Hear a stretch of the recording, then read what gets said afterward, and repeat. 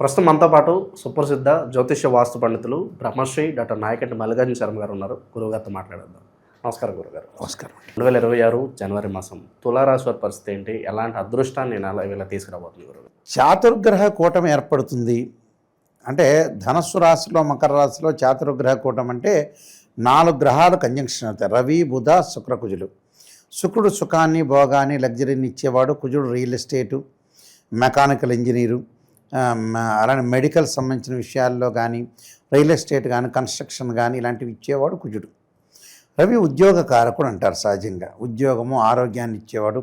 బుధుడు ఏమిటంటే వ్యాపార రంగంలో బుద్ధి కుశలత, సరైన బుద్ధి, ప్రణాళికాబద్ధంగా రూపొందించుకోవటం, ఒక ప్లాన్గా వెళ్ళేది బుధుడు కారణమవుతాడు. అయితే ఈ 4 గ్రహాలు కంజంక్షన్ అయినాయి.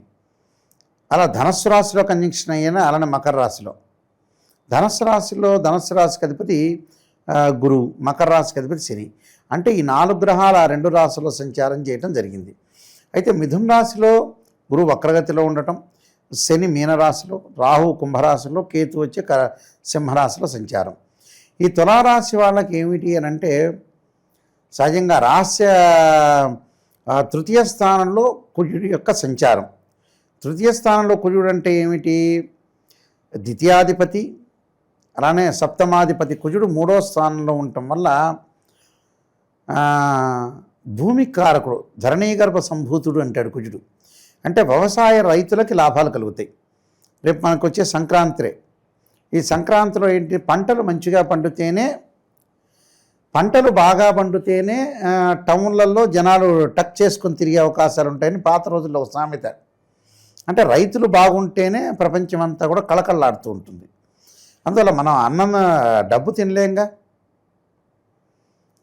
చిరంజీవి వేటలో ఒక విలన్కి వజ్ర వైడూర్యాలు తినిపిస్తుంటాడు, ఇవి తిను, డబ్బు తిను అని. అలా డబ్బు తినలేరుగా మనిషి. మనకి బియ్యం ఉండాలి, గోధుమలు ఉండాలి, జొన్నలు ఉండాలి, టమాటాలు ఉండాలి, వంకాయలు ఉండాలి, ధాన్యాలు ఉండాలి, రకరకాల వస్తువులు పండాలి.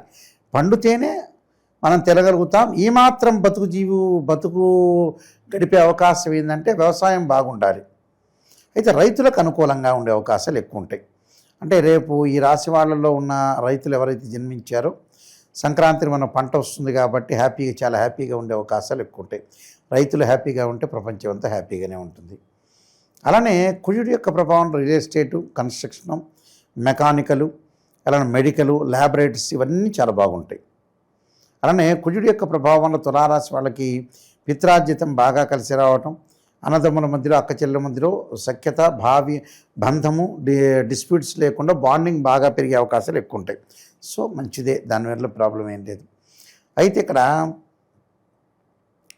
ప్రధానంగా కొన్ని గ్రహాలు ఏ విధంగా ఉండబోతున్నాయి మనం చూసుకుంటే తుల, వృశ్చికం, ధనస్సు, మకరం, కుంభంలో రాహు ఉన్నాడు. అలానే 6వ స్థానంలో శని. 6వ స్థానంలో శని ఏంటంటే లాభాలు ఇస్తుంది. ధనధాన్య వృద్ధి అంటారు. ధనధాన్య వృద్ధి అంటే ఏమిటంటే ధాన్యం అంటే ధనమే అని అర్థం. డబ్బులే, కరెన్సీ 500 రూపాయల నోటే. చాలామందికి తెలియదు. మేము పాతకాలంలో చెప్పినట్టుగా నేను చెప్తున్నాను అనుకుంటున్నాను. ధనధాన్య వృద్ధి అంటే ఏంటంటే శాస్త్రంలో, సంస్కృతంలో రాసిన పాత పుస్తకాల్లో రాసిన విషయాలు. ధనధాన్యం అంటే ధాన్యం మన ఇంటికి ఒడ్లు, బియ్యం ఇలాంటివన్నీ వస్తే అవి ధనమే, లక్ష్మీ స్వరూపమే. అంటే లక్ష్మీదేవి వచ్చినట్టే మనకి. అసలు కరెన్సీ నోటు లక్ష్మీ కాదు. రాగి నాణాలు, రూపాయి బిళ్ళలు, ధాన్యము, సరుకులు ఇలాంటివన్నీ కూడా లక్ష్మీదేవి స్వరూపమే. ఆ లక్ష్మీదేవి దానిలోనే ఉంటుంది. అసలు నిజం చెప్పాలంటే లక్ష్మీదేవి ఎక్కడ ఉంటుంది అనుకుంటున్నారు? 500 రూపాయల నోట్లో ఉండదు, ఆ రూపాయి కాయిన్లో, 10 రూపీస్ కాయిన్లో ఉండదు.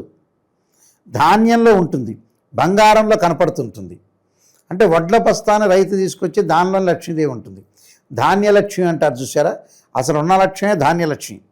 ఆ ధాన్యలక్ష్మి కాస్త ధనలక్ష్యంగా మారిపోయింది. ఆ సరుకును మార్కెట్లో వేస్తే డబ్బు కరెన్సీ నోట్లుగా మారిపోతుంది.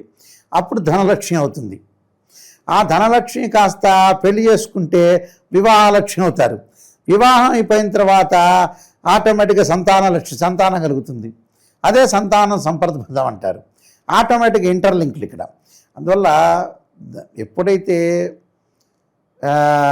ధాన్యం అనేది లక్ష్మీ స్వరూపం అని అర్థం.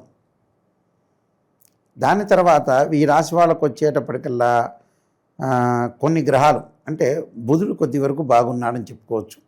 ఆఫ్టర్ ఫెస్టివల్ తర్వాత నూతన వ్యాపారాలు, వ్యాపార బంధాలు బాగా పెరిగిపోతాయి. జాయింట్ వ్యాపారాలు కూడా బాగా పెరిగిపోతాయి. శని నేను ఇందాక చెప్పినట్టుగా శని 6వ స్థానంలో ఉండటం వల్ల శత్రువులు మిత్రులుగా వాడటం, కొంతమంది శత్రువులు దూరంగా వెళ్ళిపోవటం, అంటే దుష్టుని చూసి దూరంగా ఉండాలంటారు. అలాంటివన్నీ కూడా వెనక్కి వెళ్ళిపోవటం, ప్రతి పనిలో కూడా కొంత విజయం సాధించే అవకాశాలు ఎక్కువ ఉంటాయి. అంటే సర్వత్రా విజయం లభించే అవకాశాలు ఎక్కువ ఉంటాయి. తులారాశికి రాస్యాధిపతి అయిన శుక్రుడు తృతీయ చతుర్థాల్లో ఉండటం వల్ల మిశ్రమ ఫలితాలు, శుభ కార్యక్రమాల్లో పాల్గొనే అవకాశాలు బాగా ఎక్కువ ఉంటాయి. తీర్థయాత్రలు, పుణ్యక్షేత్రాలు తిరిగే అవకాశం అంటే కేతు యొక్క బలం వల్ల కూడా కొంత జ్ఞానం రావటమే కాకుండా ఆస్తులు కలిసి వచ్చే అవకాశాలు ఒకటి ఉంటాయి. ఆస్తులే కాదు, ఫైనాన్షియల్ పరంగా డబ్బులు, గృహ ఉపకరణ వస్తువులు, ఇంటి మీద ఇల్లు వేయటం, ఇల్లు కన్స్ట్రక్షన్ చేసే అవకాశాలు ఎక్కువగా ఉంటాయి. కాబట్టి కేతు యొక్క బలం కూడా చాలా అనుకూలంగా ఉంటుందని చెప్పి కేతువు బాగానే ఉన్నాడు. అలానే చాలా గ్రహాలు కూడా ఎక్కువగా బాగానే ఉన్నాయి. తులారాశి వాళ్ళకి ఇబ్బందికరమైన వాతావరణం జనవరిలో నెల లేదు, కానీ ప్రశాంతంగా ఉండి ముందుకు వెళ్ళాలి. అంటే మానసికంగా కొంత ఆందోళన కలిగే అవకాశాలు ఎక్కువ ఉంటాయి. అంటే గురువు వల్ల మటుకు కొంత అనుకూలంగా ఉంటుంది. అంటే ఫైనాన్షియల్ పరంగా ఇంక్రీజ్ అయినా ఎక్కడొక్కడ అనవసరంగా 20% ఖర్చు అవుతుంటుంది. ఆ 20% డబ్బు అనేది వృధా ఖర్చు కాకుండా నివారణ చేస్తే మనకు మంచి జరిగే అవకాశాలు ఖచ్చితంగా ఉంటాయి. దీనికి కొన్ని పరిహారాలు చేసుకొని మనం ముందుకెళ్తే మంచి జరుగుతుంటుంది. గురుగారు, ఈ రాశి వాళ్ళకి విశేషంగా మంచి జరగాలంటే ఎటువంటి పరిహారాలు బాగుంటాయి అంటారు? తప్పకుండా ఈ రాశి వాళ్ళు పరిహారం జరగాలంటే ప్రధానంగా అమ్మవారి యొక్క ఆరాధన చేయాలి. మహాకాళి, మహాలక్ష్మి, మహాసరస్వతి. ఏ అమ్మవారిని కొలిచినా కూడా ఒకటేనండి. అమ్మవారు అంతా రూపాలు ఒకటే. ఆమె రూపం విడిగా ఏం మారిపోయింది. లక్ష్మీదేవి ఒక గంట తర్వాత లక్ష్మీదేవిగా మారుతుంది, ఇంకో గంట తర్వాత సరస్వతీదేవిగా మారుతుంది, ఇంకొక గంట తర్వాత అనవసరంగా జనాలందరికీ ఇచ్చి అనవసరంగా వీళ్ళందరికీ ఇచ్చాము దుర్మార్గులకు దుష్టులని దుర్గాదేవి అవతారం ఎత్తుతుంది. ఆమె కూడా పొరపాటు పడుతుంది పాపం. ఎందుకు అనవసరంగా కొంతమందికి చూడండి, పనికమాలిన వాళ్ళకు కూడా డబ్బులు ఇచ్చే అవకాశాలు ఎక్కువ ఉన్నాయి ప్రపంచంలో. అంబటే ఆమె కూడా బాధపడుతుంది, మదనం పడుతూ ఉండొచ్చు బహుశా, ఎందుకంటే అనవసరంగా ఇలాంటి వాళ్ళకి ఇచ్చాను అని. అప్పుడు దుర్గాదేవి అవతారం కోపంగా ఉద్రిక్తంగా ఉంటుంది. అలాగా అమ్మవారు కూడా పాపం ఆలోచన చేసే భగవంతుడు కూడా మనకు పురాణ ఇతిహాసాలు ఆలోచన చేసుకుంటారనే అర్థం కనపడుతూ ఉంటుంది. కాబట్టి ప్రధానంగా ఏంటంటే అమ్మవారి యొక్క ఆరాధన చేయాలి. అమ్మవారి ఆరాధనతో పాటు వీళ్ళు అనుసరించాల్సింది ఏంటంటే దేవానాంచ ఋషీనాంచ గురుకాంచన సన్నిభం బుద్ధిమతం త్రిలోకేశం తమ నమామి బృహస్పతిం అనే మంత్రాన్ని, గురువుల్ని ప్రార్థన చేయటం, అలానే గురువు యొక్క మర్యాదలు ఈ విషయంలో లోటు లేకుండా ఉండాలి.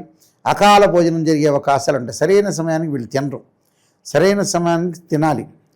తిండి యొక్క విలువ తెలిసి ఉండాలి, తినాలి. వీళ్ళకి ఈ నేను చెప్పిన రెమెడీస్ అన్ని చేయటం వల్ల మంచి జరిగే అవకాశాలు ఖచ్చితంగా ఉంటాయి. ఓవరాల్గా ఈ రాశి వాళ్ళందరికీ ఈ మాసం ఏ విధంగా ఉంటుందో చాలా బాగా వివరించారు. ధన్యవాదాలు.